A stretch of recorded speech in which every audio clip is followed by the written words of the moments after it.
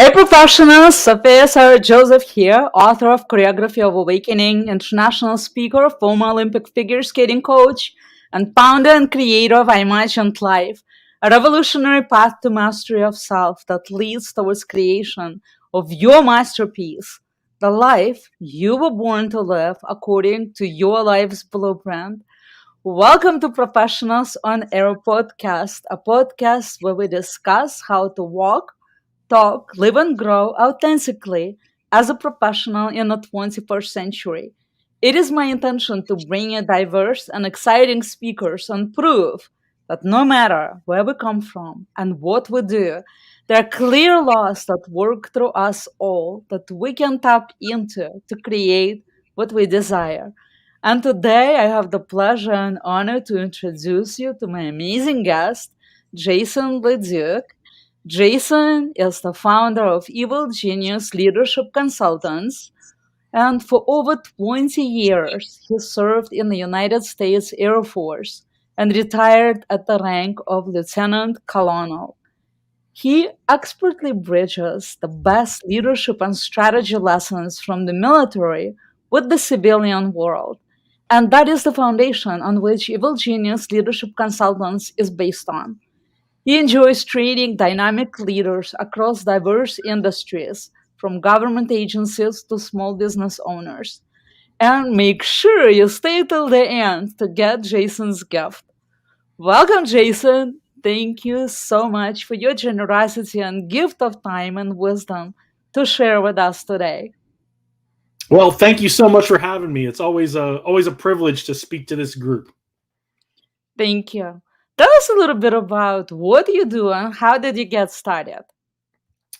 When I was thinking about getting out of the Air Force in way back in 2013, I was eligible to retire in 2015, and so I decided in 2013 that that was going to be my last assignment in the Air Force. So I had a couple of years to get ready for what it was I wanted to do after the Air Force, and I wasn't really sure what it was I wanted to do right away. But as I worked through the things I was working on in my last Air Force assignment, which was teaching as a distance learning instructor at Air War College in Alabama to students all over the world in the remote learning program, I was teaching things like developing strategy and following through on strategy, executing strategy, and teaching leadership and command practices to students at Air Command and Staff College.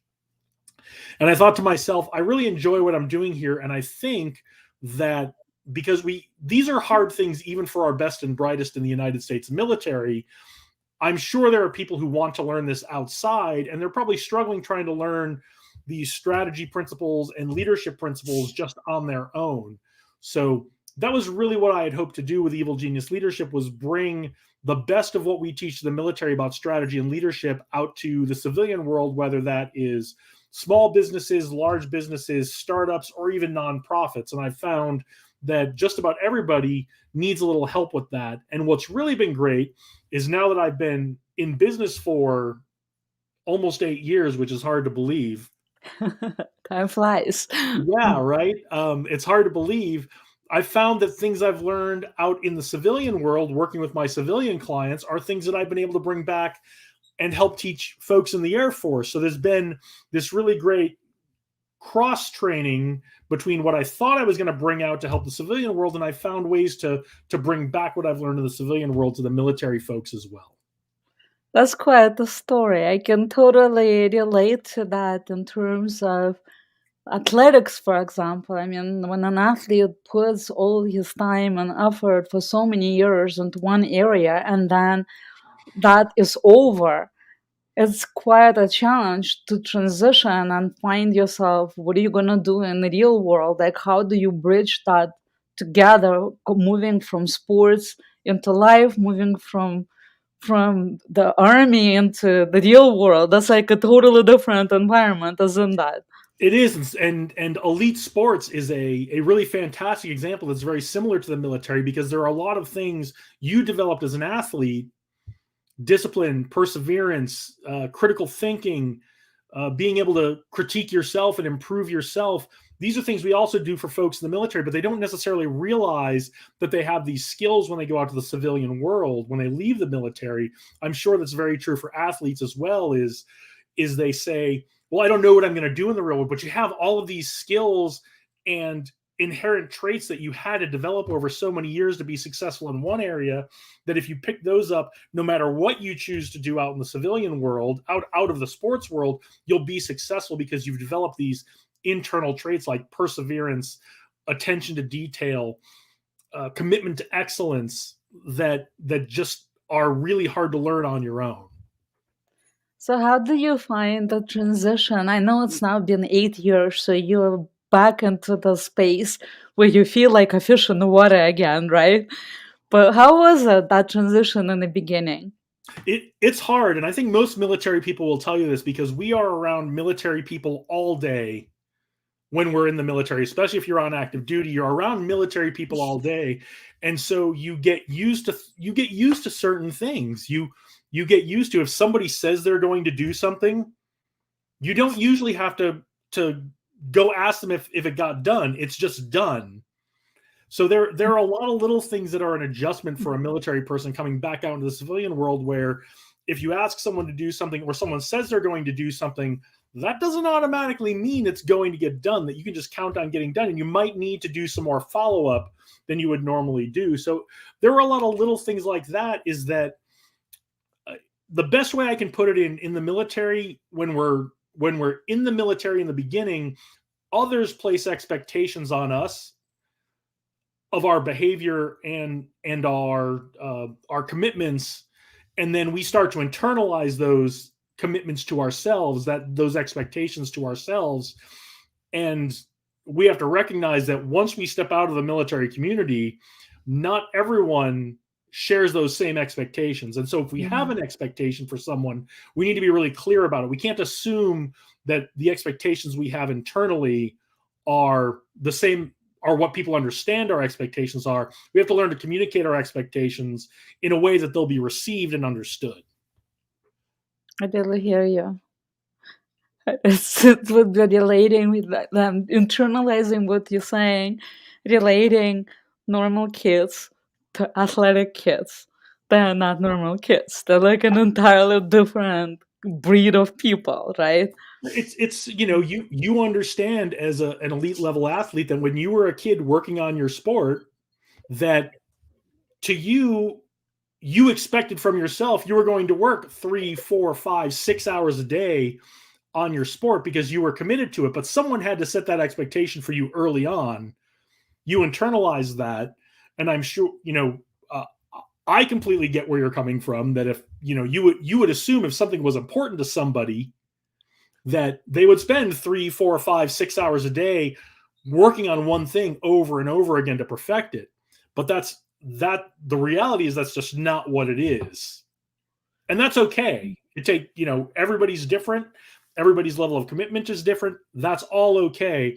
What's important for us to understand when we're trying to be professional and working with other people, in our definition of professionalism, we can't automatically expect that our expectations for ourselves are the same as everyone else's expectations for themselves. And so we need to learn to communicate that. And sometimes that takes some negotiation to get everybody on the same page on a team. So it's interesting you bringing in that negotiation part of that. And actually, when I transitioned into this space, I've read the book. It begins with the no, and I think what's his name? The last name was Camp, and he is the leadership teacher and coach, and also coming from the army background, and it was very powerful.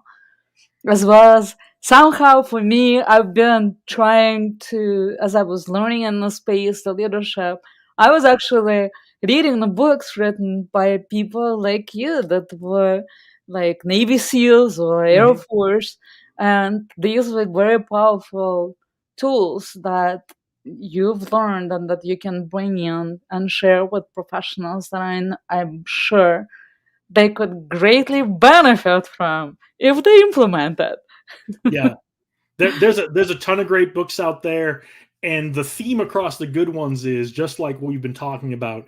It's not, as leaders, it's not our job to make everyone be exactly like us and do things exactly the way we would do them, and internalize those same expectations that we have for ourselves. As leaders, our job is to build an effective team to accomplish whatever it is we're trying to accomplish. That's why we build teams in the first place, right? Is Mm. because we want to accomplish something that we can't accomplish all on our own. So we build a team around us to do that, but we don't want 10 different clones of us on that team. We want people with all kinds of different backgrounds and different thought processes, but we want to develop them to be good leaders in their own right and to be professionals as part of a team. But we aren't trying to get them to do things exactly the same way we do. We're trying to get them to bring a contribution and grow along with us on the team. I love that. I love the team is so powerful, and everyone wins when everyone is bringing in their strengths to the team and complements each other and understand how that works. Jason, what would you say is your biggest strength as a professional? My biggest strength as a professional now, I think it's probably different than it was a few years ago.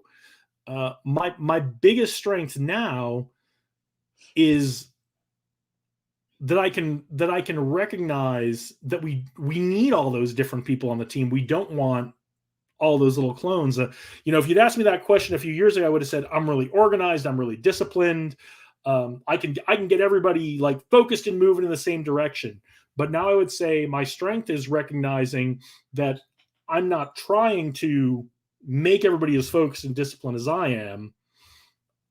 I'm helping them find their strengths, and we're using their strengths to make the team better. And I think that's my strength now, is helping everybody see what their strengths are and guiding all that to contributing to the bigger whole. Oh, that's powerful. So what would your biggest weakness as a professional be now? And Ah, how do you deal with that? my biggest weakness is I do get frustrated when people do not do things the way I would do them. And that is one, I've recognized that that's a weakness, and I think that's a lot of progress from where I was when I started this journey into business a few years ago. So one, I recognize it, and I constantly have to tell myself they don't have to be exactly like you. They don't have to do it exactly the way you would do it. They don't. They need to find their own way, and they're going to be better off finding their own way. One of the things that's really helped me, one of the tools that's really helped me get to that point, is I meditate every morning for about 15 to 20 minutes, and Well, that I helps me. see it as you speaking, you go into the meditative I states, do a little bit. right? Yeah. And that 15 to 20 minutes first thing in the morning helps me get my mind in the right space to be accepting of what's coming at me instead of trying to make the rest of the world bend to my will. So that's a huge tool I've found over the last few years. I've been doing it every day. Today was day number 645 in a row that I meditated. 645. 645 days in a row I have not missed a day meditating. I Yay! started I started many, many years ago with it, but I was always kind of sporadic with it, where I'd do it for a few weeks and I wouldn't. 645 days in a row I've meditated. And I can see that I know the difference. On when I looked back on it, days I didn't meditate, I was not as accepting. I was not as open to what the world was bringing towards me. I was trying to force the world into the way I wanted things to be.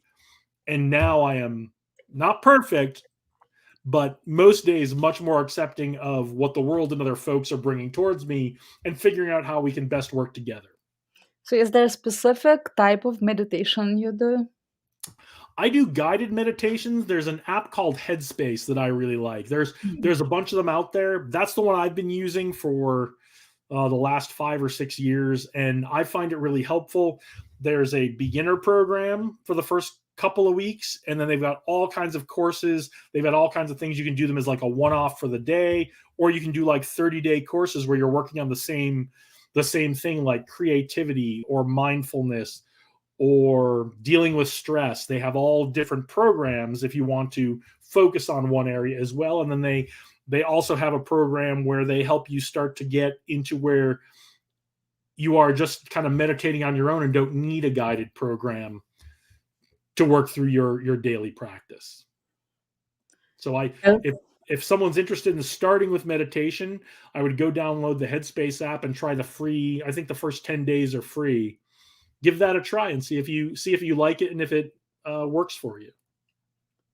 That's great. I meditate. Actually, my program, Imagined Life, has to do with meditation.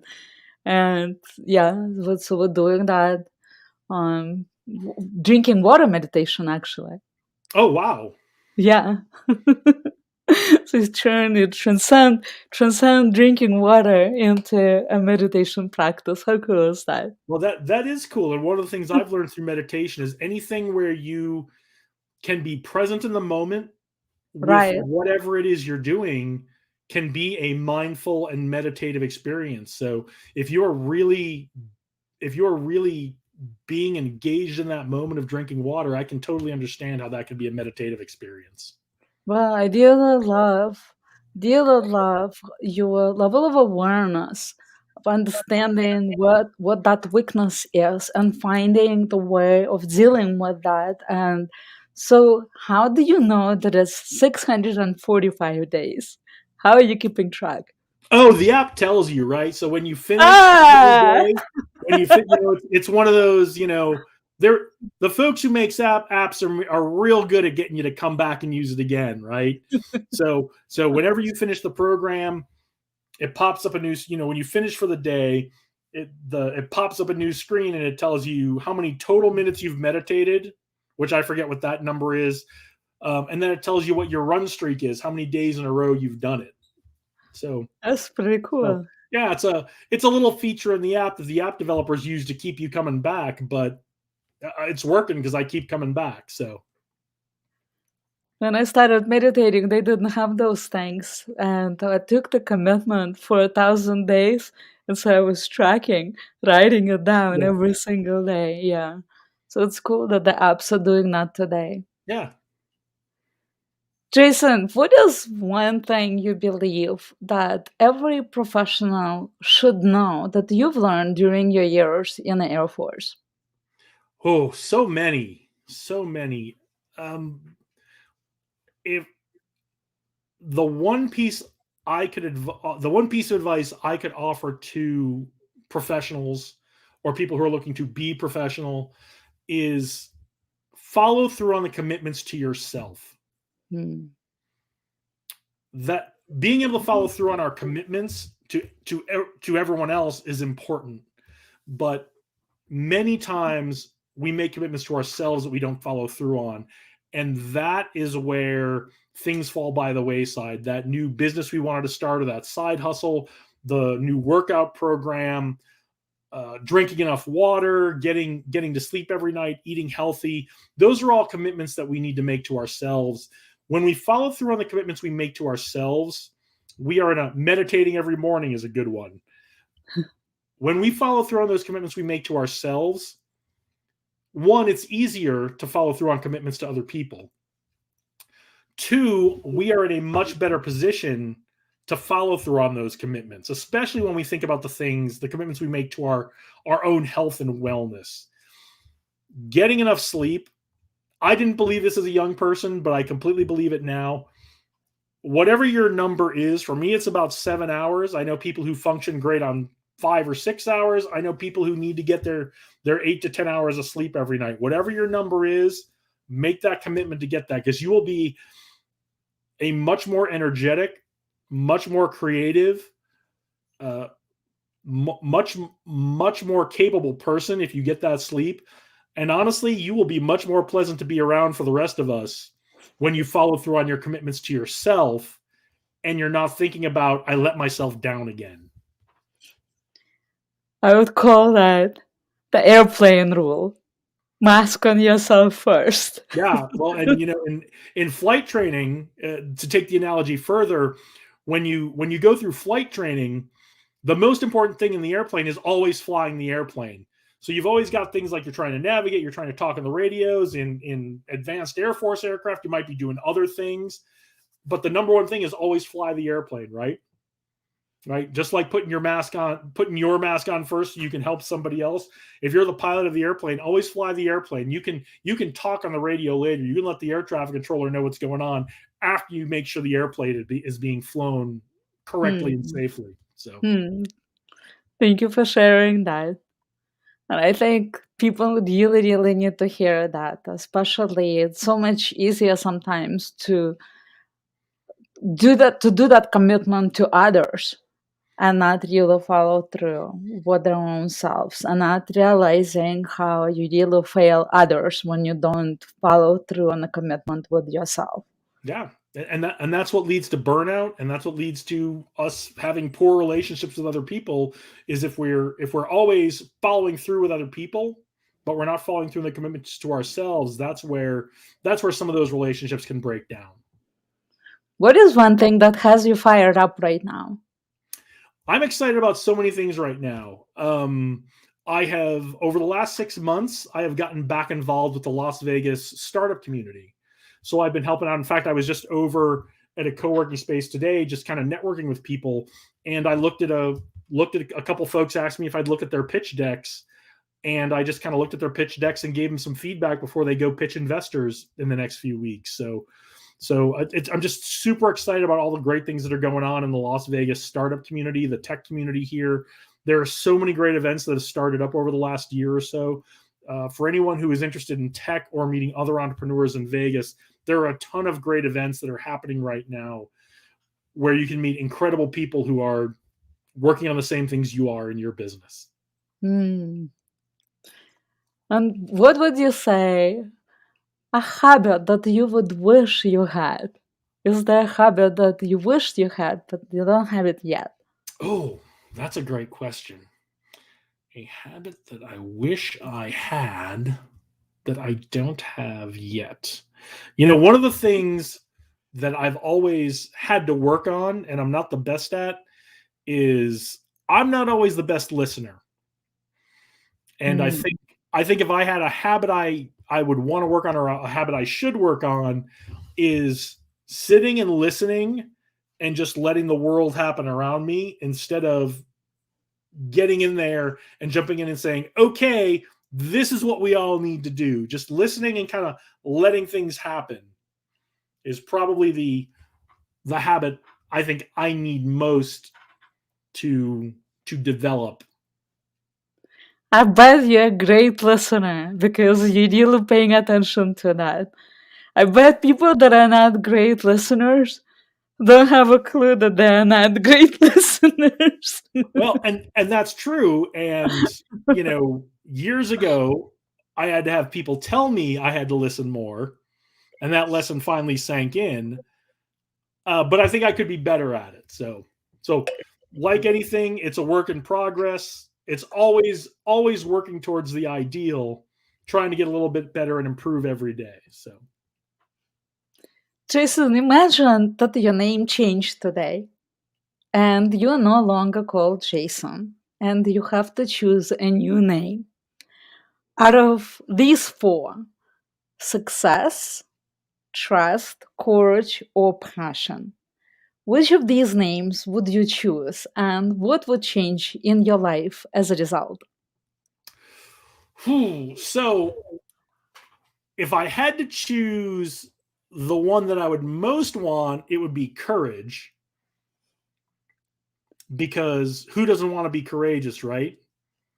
And we all need that courage to get us through to face the challenges that we need to face. But I think if you were describing the one that best describes me now is trust, because trust and integrity are very important to me.